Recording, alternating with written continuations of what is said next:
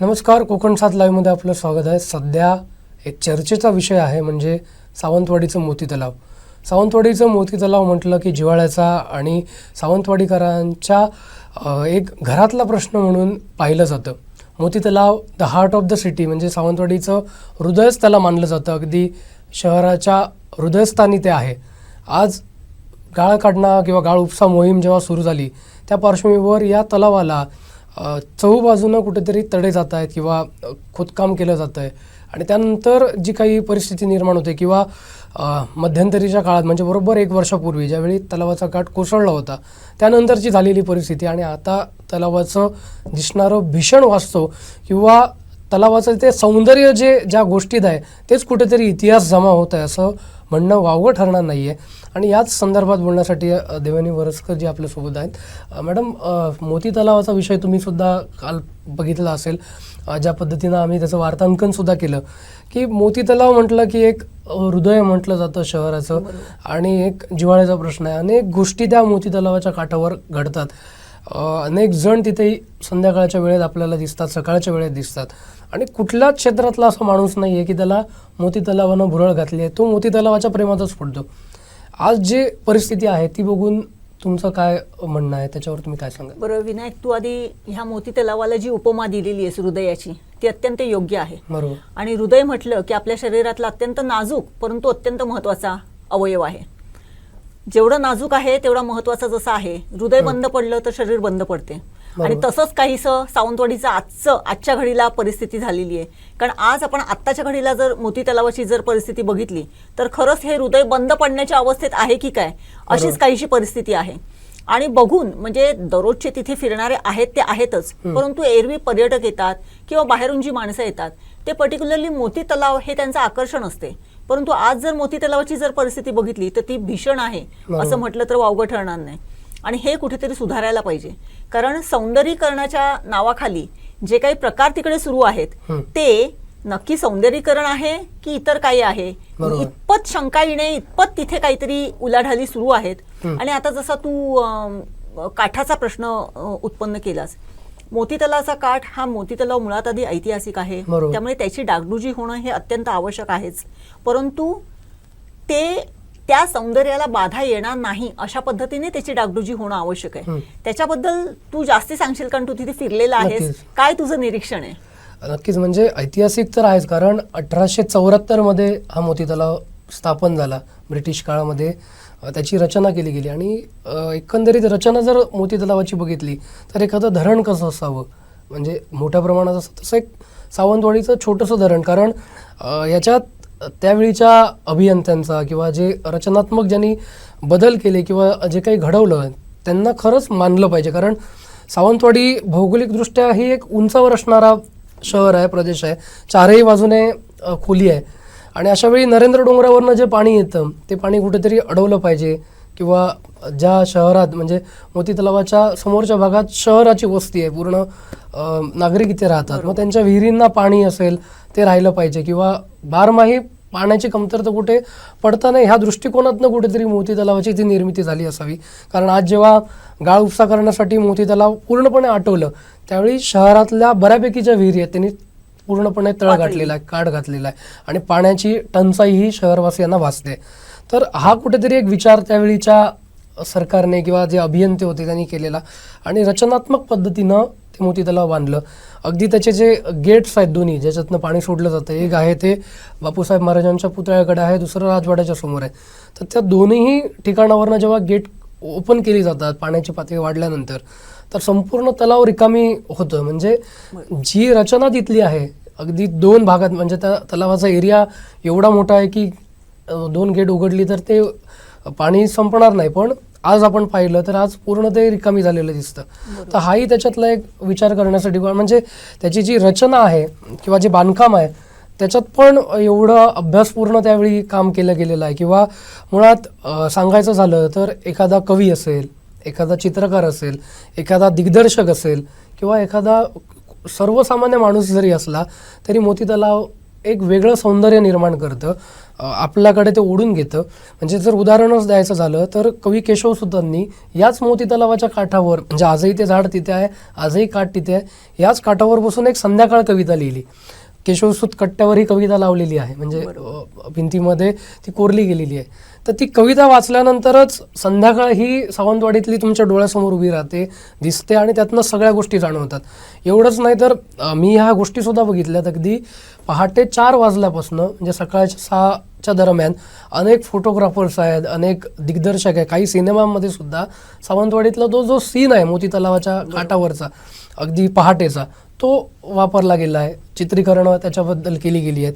संध्याकाळच्या वेळेत सुद्धा जो काही सिनेरिओ दिसतो, लँडस्केप करण्यासाठी बांदेकर आर्ट्स कॉलेजची जी मुलं आहेत ती तासनतास तिथे बसलेली असतात. त्याच्यामुळे हे जे सौंदर्य आहे ते फक्त मोती तलावाच्या पाण्यात नाही आहे किंवा आजूबाजूच्या झगमगाटात नाही आहे, तर त्याच्या प्रत्येक गोष्टीत आहे. आणि विशेष म्हणजे जे दगडी बांधकाम केलेलं आहे, ज्याची जी रचना आहे, ते दगडी बांधकाम सदैव उभं नाही आहे, त्याची एक वेगळी रचना आहे.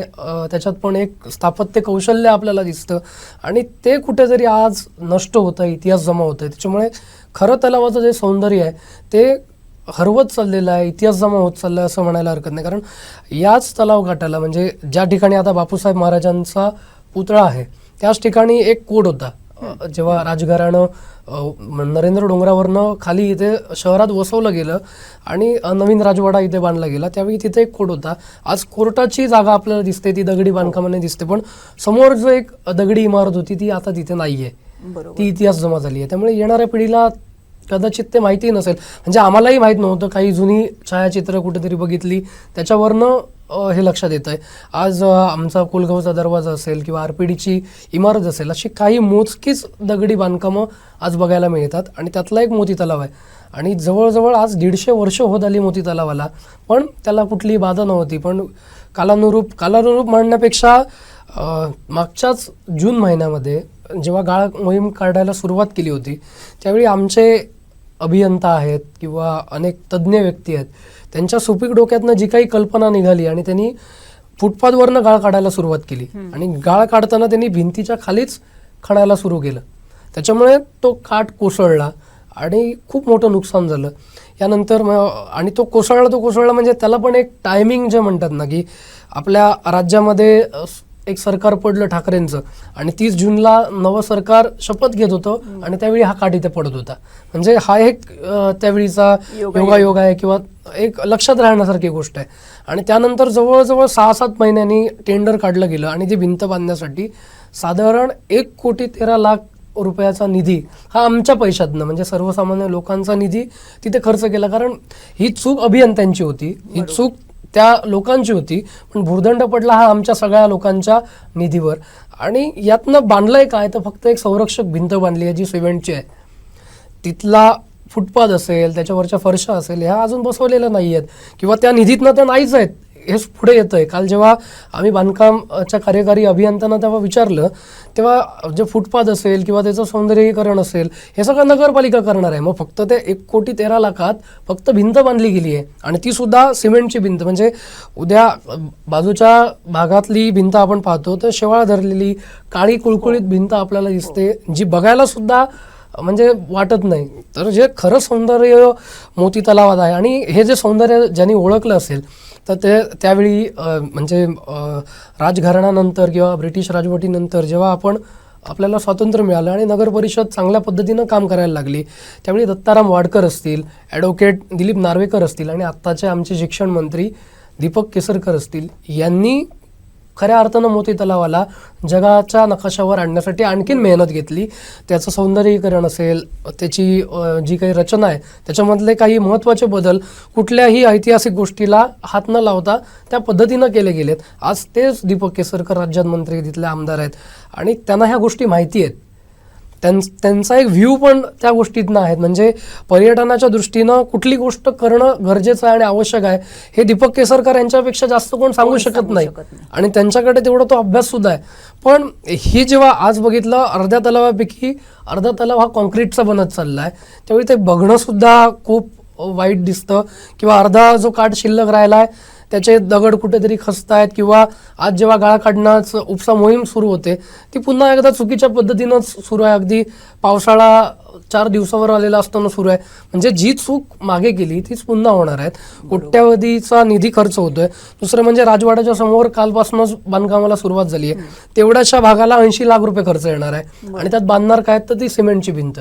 बरोबर. मग जवळजवळ 2 कोटी रुपये जर फक्त त्या संरक्षक भिंतीसाठी खर्च होत असतील तर निदान त्याच्यातनं सौंदर्य निर्माण होईल अशा पद्धतीचं काम सुद्धा त्या पैशात होणं गरजेचं आहे. फक्त सिमेंटची भिंत दिसणार आणि त्याच्यासाठी जर 2 कोटी रुपये खर्च होत असतील तर नक्कीच तिथे शंका निर्माण होते. कारण सौंदर्य मोती तलावाचं जपणं हे गरजेचं आहे आणि आमचे आमदार त्याच्यासाठी आग्रही आहेत. म्हणजे आठवडा बाजाराच्या बद्दल त्यांनी ती भूमिका घेतलेली आहे. पण ते सौंदर्य फक्त तेवढ्या पुरतं नाही आहे. जे खरं सौंदर्य आहे ते त्या दगडांमध्ये आहे, तिथल्या रचनेमध्ये आहे. ते पण जपणं गरजेचं आहे आणि तेच जर आपण जपलं नाही, तेच जर इतिहास जमा झालं तर येणाऱ्या पिढीला आपण मोती तलाव म्हणून काय दाखवणार आहोत? सिमेंटच्या भिंती. एकूणच म्हणजे सावंतवाडीचं जे ऐतिहासिकत्व आहे आणि मोती तलावाचं जे ऐतिहासिकत्व आहे ते जपणं अत्यंत आवश्यक आहे. आणि तू जसा उल्लेख केलास की आपले आदरणीय शिक्षण मंत्री दीपकभाई केसरकर, वास्तविक माझ्या माहितीप्रमाणे दीपकभाईंना जेवढा पर्यटनाचा आणि ह्याचा सेन्स आहे तेवढा निश्चितच कोणाला नसेल. आणि ते इथले स्थानिक आहेत, इथले आहेत सावंतवाडीतले. त्यामुळे सावंतवाडीच्या ह्या तलावाची स्पंदनं त्यांना देखील जाणवत असतील. आणि कुठेतरी आपण जनरली आता असा कोकणातला असा एक ट्रेंड होत चाललेला आहे की आपण बघतो देवळं सुद्धा सुंदर सुंदर स्ट्रक्चर असलेली, स्थापत्य शैली असलेली आपली जुनी देवळं आहेत, ती सुद्धा कुठेतरी काय म्हणायचं त्याला नवीन म्हणजे बांधणीच्या स्वरूपाखाली किंवा त्या नावाखाली तो जो जुना ढाचा आहे तो पूर्णपणे कोसळून तिथे सिमेंटची किंवा स्लॅबची मंदिरं बांधली जात आहेत. आणि ते जे सौंदर्य मंदिरांचं किंवा ती जी धीरगंभीरता किंवा ते जे पावित्र्य ते कुठेतरी आपण आज थोडंसं हरवत चाललोय असं वाटते त्या मंदिरांमध्ये गेल्यावरती. तसंच काहीसं आज जेव्हा आपण मोती तलावाच्या काठाने जेव्हा असं सहजच फेरफटका मारतो त्यावेळेस ते जी गंभीरता, ती शीतलता किंवा त्या ह्याच्यातून येणारा स्नेहभाव किंवा प्रेमभाव हा जो काय त्या मोती तलावाचा आहे तो कुठेतरी हरवत चाललोय असं आपल्याला निश्चितच जाणवतं. आणि माझ्या माहितीप्रमाणे सौंदर्यीकरणाचा जेव्हा विषय येतो तेव्हा मोती तलाव हाच केंद्रबिंदू ठेवून सावंतवाडीकरांनी, सावंतवाडीतल्या नेत्यांनी, इथल्या पॉलिटिशियन्सनी प्रत्येक वेळेस मोती तलाव केंद्रबिंदू ठेवून सौंदर्य कसं सावंतवाडीचं वाढेल हाच विचार केलेला आहे. आणि माझ्या माहितीप्रमाणे अनेक गोष्टी त्याच्यासाठी केलेल्या होत्या. मग मोती तलावामध्ये कारंज, ते मध्ये पाण्यामध्ये कारंजाची हे केलेली होती. त्याच्यानंतर बदकं सोडलेली होती. तू जसं म्हणतोस की बापूसाहेब महाराजांच्या पुतळ्याच्या इथे मध्ये काही स्ट्रक्चर्स ते हरिण वगैरे अशी काही ठेवलेली होती. गणपती साना केलेला होता, मध्येच बोटिंग केलेलं होतं. परंतु हे सगळं कुठेतरी आपण म्हणजे इतिहास जमा होत चाललंय की काय. आणि आजच्या घडीला आपण जे बघतोय ते आपण जनरली आपण जर आपण मुंबईत गेलो आणि माहीमच्या खाडीवरून जाताना जसा काही आजूबाजूला जे खारफुटीचं जंगल आणि ते अशी हे दिसते तसं काहीच चित्र आज मोती तलावाचं दिसतंय. त्याच्या संदर्भामध्ये सुद्धा तुला जास्ती माहिती आहे म्हणजे एकूणच हे बदकं सोडणं म्हणा, कारंज म्हणा, काय तुझा अनुभव आहे आणि तू काय बघितलेलं? नक्कीच तुम्ही मंदिराचा जो उल्लेख केला त्याच्यावरनं मला आवर्जून सांगावं लागतं. काही मंदिरं असतील नवी रूप धारण करत असतील, पण आपल्या सिंधुदुर्गातलं उदाहरण आहे, तुम्ही राज्यातलं कुठलं बोलत नाही. आपलं पावनभूमी, पुण्यभूमी म्हणून माणगाव दत्त मंदिर ओळखलं जातं. हे मंदिर सुद्धा पुन्हा त्याला नवसंजीवनी दिली गेली, पुन्हा बांधलं गेलं. पण हे बांधलं जात असताना जो मेन मंदिराचा गाभारा आहे किंवा जे मेन मंदिर आहे त्यात कुठेही दगडी बांधकामाला हात लावला गेला नाही. किंवा नव्याने बांधकाम करताना सुद्धा आता टेक्नॉलॉजी एवढी वाढलेली आहे. आता जेव्हा एखादी इमारत बांधायची असताना नवीन करण्यासाठी नाही तर ती जुनी दिसण्यासाठी पैसे घेतले जात आहेत. आर्किटेक्ट त्याच्यासाठी मेहनत घेत आहेत आणि अनेक लोक लाखो कोट्यवधी रुपये पण त्याच्यासाठी खर्च करत आहेत. माणगाव दत्त मंदिर पण एक त्यातलंच उदाहरण आहे. त्याचा जो समोरचा जो भाग आहे तो पूर्णपणे दगडी नाही आहे, पण तो दगडी वाटतोय. कारण त्या पद्धतीचे टाईल्स असतील, तशी रचना असतील, जुन्या ढाच्याला कुठेही हात न लावता किंवा त्याला कुठेही बाधा न येतात ते सौंदर्य, तो वारसा त्यांनी जपलाय. असाच वारसा आज पण आपण मोती तलावाचा जपू शकतो. कारण 2 कोटी रुपये खर्च जर येत असेल तर त्यात तो निश्चित जपणं पण गरजेचं आहे. फक्त एवढ्या पैशात जर नुसती भिंतच उभारली जात असेल तर मग संपूर्ण तलावाचं जेव्हा संरक्षक भिंत बांधायची असेल किंवा संपूर्ण काठ जेव्हा बांधायची वेळ येईल त्यावेळी हा खर्च किती कोटीत जाईल याचा अंदाज या फक्त 2 भिंतींवरनं करणं गरजेचं आहे. आणि त्याचबरोबर तुम्ही जे म्हटलं की अनेक गोष्टी तुम्ही सांगितल्यात सुरू केल्या आहेत किंवा आज त्या सुरूही नाही आहेत. त्यात एक महत्त्वाचं म्हणजे हे काही मी बघितलेलं नाही, पण इथले पिंगुळकर असतील, सगम असतील, डॉक्टर जी.ए. बुवा असतील, जे इतिहास तज्ज्ञ आहेत, ज्यांनी इतिहास अभ्यासक आहेत, ज्यांनी अनेक पुस्तकं सावंतवाडीवर लिहिली, त्यांच्या पुस्तकामध्ये हा उल्लेख आहे की सावंतवाडी मोती तलावामध्ये त्या काळामध्ये जे कैदी होते सावंतवाडीत ठेवलेले, ते बोटीमधनं रोज सायंकाळी वादन करत, म्हणजे मग त्याच्यात बासरी असेल, फ्ल्यूट्स असतील किंवा सनई वगैरे असेल, तर अशा पद्धतीची जी वाद्य आहेत ती वाद्य वाजवत पूर्ण तलावाला फेरी मारायची. आणि तो जो एक म्हणजे त्यावेळीचा क्षण असायचा, त्यावेळीचा जो आनंद असायचा, माहोल असायचा, तो एक खूप वेगळा होता. पण नंतरच्या काळात ते बंद पडलं किंवा कैद्यांचा प्रश्न असेल त्यामुळे ते कदाचित बंद पडलं असेल. नंतरच्या काळात बोटिंग म्हणा, कारंजे म्हणा, अशा बऱ्याच गोष्टी झाल्या, त्याही बंद पडल्या. आताही म्हणतात लेझर शो आणायचा किंवा फाउंटनचं आणखीन काही करायचं, तर असे बरेच गोष्टी सुरू आहेत. आणि थोडासा वादही त्यात आहे राजघराणा आणि सरकार प्रशासनामध्ये, कारण ब्रिटिश सरकारच्या काळात ते मोती तलाव बांधलं गेल्यामुळे सरकारच्या नावावर ते मोती तलाव आहे आणि त्यानंतर राजघराण्याकडे ते होतं. नंतर जेव्हा संस्थानं खालसा झाली त्यावेळी ते आता नेमकं सरकार कोण याच्यावरनं कदाचित तो वाद असेल आणि त्याच्यामुळे काही गोष्टींना कुठेतरी बंधनं येत असतील. पण सावंतवाडीचे युवराज लखमराजे भोसले हे सुद्धा आता राजकारणात सक्रिय आहेत आणि त्यांचा सुद्धा एक कुठेतरी व्ह्यू जेव्हा आम्ही जाणून घेतला, त्यांच्याशी सहज अशी आम्ही मागे पण चर्चा केलेली, त्यावेळी त्यांनी सुद्धा हाच मुद्दा सांगितला की हे नुसती जी भिंत बांधतायत यातनं तलावाचं सौंदर्य जे आहे त्यालाच बाधा निर्माण होते, ते दिसत नाहीये. त्यामुळे ते सुद्धा त्या बाबतीत पॉझिटिव्ह आहेत, त्या बाबतीत आपलं सौंदर्य टिकलं पाहिजे किंवा त्यांनी पण जे आपलं हेरिटेज जपण्यासाठी किंवा हॉटेल माध्यमातून त्यांनी राजवाड्यामध्ये एक नवीन पाऊल टाकलं, त्यावेळी त्यांनी पण आपला वारसा किंवा आपली संस्कृती आणि तो जो सगळा ऐतिहासिक लूक आहे तो कुठे सोडला नाही. राजवाडा पाडून तिथे बिल्डिंग उभारली नाही, त्यांनी राजवाड्यातच एक वेगळं कौशल्य निर्माण करून आपल्या पर्यटकांना आकर्षित केलं. त्यामुळे त्यांचा पण दृष्टिकोन कुठेतरी या बाबतीत तसाच दिसतो. त्यामुळे यात कुठेतरी प्रयत्न होणं गरजेचं आहे आणि असे काही जे उपक्रम असतात ते राबवणंही गरजेचं आहे. आणि मुळात म्हणजे हे माझं एकट्याचं मत आहे किंवा आणखीन कोणाचं मत नाही, सावंतवाडीकरांचं म्हणजे जिथे मोती तलावाच्या काठावर जे लोक येतात त्यांच्या पण भावना जेव्हा आम्ही जाणून घेतो किंवा ऑन कॅमेरा पण ते बोललेले आहेत किंवा इतरही बोलताना कधीतरी ऐकायला येतं, प्रत्येक जण रोज संध्याकाळी किमान अर्धा तास तरी जाऊन मोती तलावाच्या काठावर बसतो.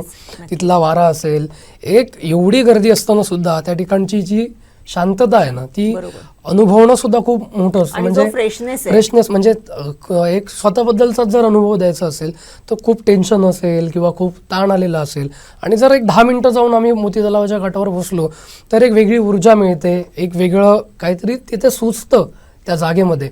एक तो पॉझिटिव्हनेस, ती ऊर्जा त्या तिथल्या काठावर आहे, तिथल्या सौंदर्यात आहे आणि हे नवीन बांधकाम होत असताना ते जपणं गरजेचं आहे. कारण हा मोती तलाव येणाऱ्या पिढीला पण आपल्याला दाखवायचा आहे. कारण रंकाळा तलाव असेल किंवा सातारा असेल, कोल्हापूर असेल, या भागात सुद्धा असे तलाव आहेत, अनेक राज्यात आहेत आणि ते जर जपत असतील तर मग आम्ही का जपायचं नाही. आणि याच्यासाठी जर कोण प्रशासन ते करत नसेल तर मग सावंतवाडीकर जागा होणं गरजेचं आहे. नक्कीच. आता तू जे म्हणालास की सावंतवाडीकरांनी जागं होणं गरजेचं आहे, खरंच जागं होणं गरजेचं आहे.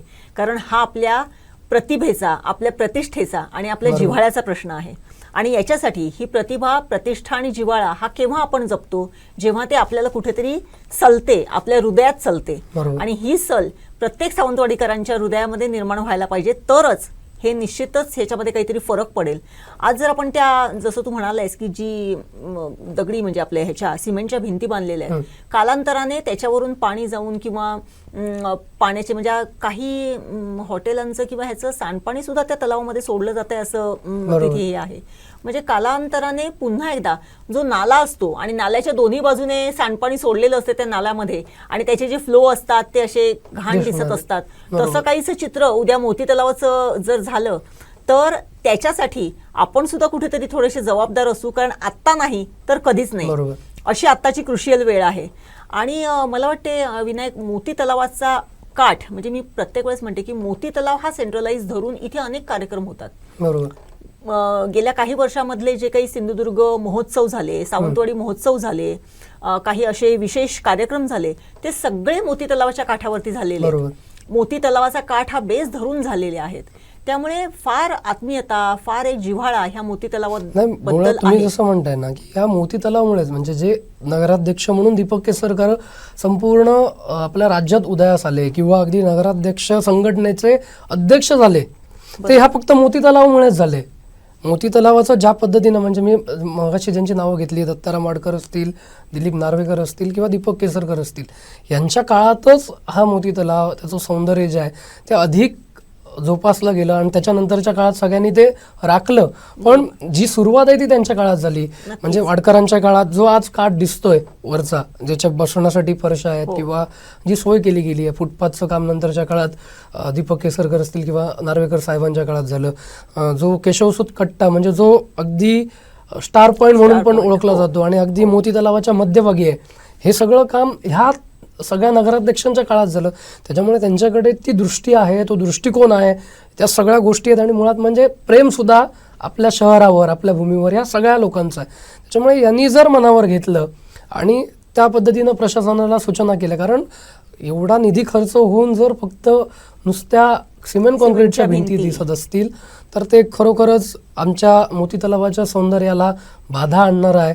आणि जो आमचा इतिहास ज्या दगडांमध्ये आहे, ज्या काळ्या दगडांमध्ये जो इतिहास बघितला जातो, जो दगड इतिहास सांगतो, तोच कुठेतरी नष्ट होणार. आणि जशी परिस्थिती आज राज्यात आहे, मी ते म्हणेन इथला प्रत्येक दगड हा संवेदनक्षम आहे. म्हणजे दगडाला दगडाची भूमिका, म्हणजे तो काय दगड आहे असं म्हटलं जाते, परंतु हे दगड बोलके आहेत. बरोबर. आणि ते प्रत्येक दगड हा संवेदनक्षम दगड आहे. आणि त्या दगडांचे जे स्पंदन आहे ते सावंतवाडीकरांनी खरं म्हणजे ओळखायला पाहिजे आणि प्रत्येक दगडाचे जे स्पंदन आहे ते जाणवायला पाहिजे आणि त्याला योग्य न्याय द्यायला पाहिजे. एकूणच या ह्याच्यातून आपल्याला म्हणजे ते करणं आत्ताची आवश्यकता आहे. आत्ता करणं अत्यंत आवश्यक आहे.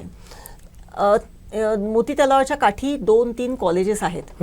त्या कॉलेजमधले अनेक तरुण तरुणी ह्यांचं फार पूर्वीपासूनचे एकदम लाईव्ह, एकदम अत्यंत फेवरेट स्पॉट म्हणजे मोती तलाव आहे. तू सुद्धा त्याच काठावरच्या एका कॉलेजमध्ये शिकलेला आहेस. तुझा अनुभव काय आहे आणि ते सगळं जे आहे ते सुद्धा इथे कुठेतरी उद्धृत व्हायला पाहिजे. हा अनुभव खूप मोठा असतो. म्हणजे माझाच नाही पण अनेक जणांची प्रेम प्रकरणं तिथे झालेली आहेत किंवा काय म्हणतात ते प्रेम भंग सुद्धा तिथे झालेले आहेत. आणि त्याच काठावर बसून सगळ्या गोष्टी म्हणजे हा एक तिथे घेतल्या गेलेल्या आहेत. आणि तिथे एक जी तोफ होती म्हणजे तोफखाना म्हणून तिथे होता, त्या ठिकाणी सुद्धा अनेक आठवणी आहेत. SPK असेल, RPD असेल, ही 2 महत्त्वाची कॉलेज तिथे होती. फक्त कॉलेजचीच मुलं नाही तर प्रत्येक जण, म्हणून मी तुम्हाला म्हटलं मगाशी की एखादी संकट असेल, एखादी दुःखद घटना असेल, याला सुद्धा त्याचा काळ आधार देतो. तिथे त्याच्यावर चर्चा होते आणि नवीन काहीतरी गोष्ट तिथे उमलते. आजही तिथे प्राध्यापक असतील, डॉक्टर असतील, सामाजिक कार्यकर्ते असतील आणि सर्वसामान्य नागरिक असतील, प्रत्येक क्षेत्रातला माणूस हा तळ्याच्या काठावर आपल्याला दिसतोच. आणि त्यांचं एक प्रत्येकाचं नातं तिथं आहे. त्यामुळे हे असं बनवून किंवा सांगून कोणी केलेलं नाही, ते आपसुकच घडतं. आणि ते जपणं जर गरजेचं असेल तर तलावाचं सौंदर्य जपत असताना खऱ्या ज्या गोष्टी आहेत त्या पण जपणं तेवढंच गरजेचं. आणि ते सौंदर्य जर आपण जपलं नाही तर येणाऱ्या पिढीला आपण काय दाखवणार आहोत. बरोबर. मोती तलाव म्हणून फक्त आम्ही फोटोतच बघायचा का किंवा व्हिडिओतच बघायचो का, की कारण आज आम्ही तो बघतोय. काही जुने फोटो जेव्हा आम्ही मोती तलावाचे बघतो ते आज नाही राहिलेत. बरोबर. ते जे बांधकाम आहे किंवा ते जे दगड आहेत ते आज दिसत नाही आहे, त्या गोष्टी दिसत नाही. पण ह्या गोष्टी आपल्या हातात आहेत. असं नाही म्हणत की ते दगडी बांधकामच तिथे केलं पाहिजे, पण नवीन बांधकाम करत असताना सुद्धा आज टेक्नॉलॉजी वाढलेली आहे. अनेक तंत्रज्ञ, अनेक अभियंते त्याच्यामध्ये अभ्यास करत आहेत. नवीन गोष्टीला जुना लुक कसा देता येईल याच्यासाठी पण काम करणारी अनेक मंडळी आपल्याकडे आहेत. आणि कोकणात सावंतवाडीत आहेत, कारण जे कोकणात आहे ते कुठेच नाहीये. बरोबर. कोकणी माणूस काय करू शकतो हे कोकणी माणसांनी सिद्ध केलेलं आहे. त्यामुळे अशा माणसांना कुठेतरी पुढे घेऊन ते जपणं गरजेचं आहे. कारण जर खर्च आपण करण्यात कुठेही मागे पडत नाही आहोत.